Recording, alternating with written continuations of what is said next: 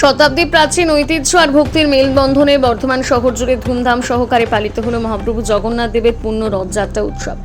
রাজ আমল থেকে শুরু হওয়া বর্ধমানের রথযাত্রাকে কেন্দ্র করে শহরবাসীর উন্মাদনা ছিল চোখে পড়ার মতো।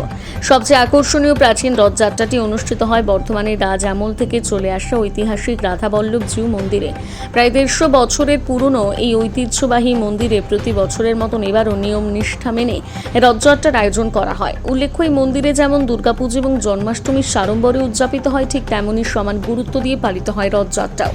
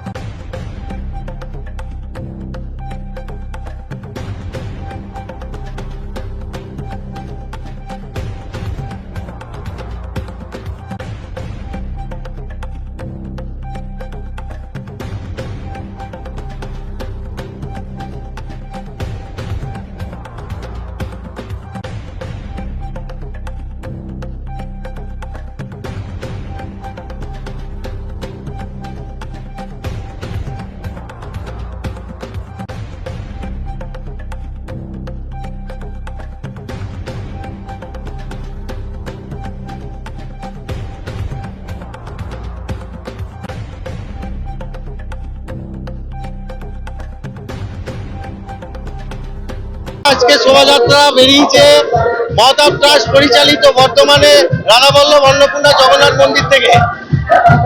এই শোভাযাত্রা নতুনগঞ্জ, ডাঙ্গাপাড়া, দিঘিরপুর, বোরহাট হয়ে পুনরায় প্রভুর মাসির বাড়ি আলমগঞ্জ বারোয়ারির উদ্দেশ্যে এগিয়ে যাচ্ছে। আপনারা দেখতে পাচ্ছেন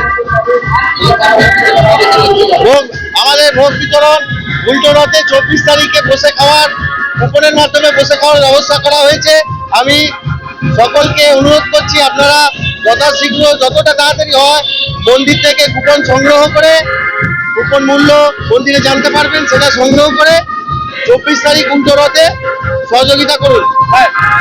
আমাদের শোভাযাত্রা ভগবান রাধাবল্লভ জগন্নাথ অন্নপূর্ণা মন্দির থেকে বেরিয়ে বোরহাট ঈশ্বরীতলা হয়ে এই রায় স্কুল হয়ে আলমগঞ্জ মাসি বাড়ি যাবে। এখানে বর্ধমানে ঐতিহ্যময় শোভাযাত্রা।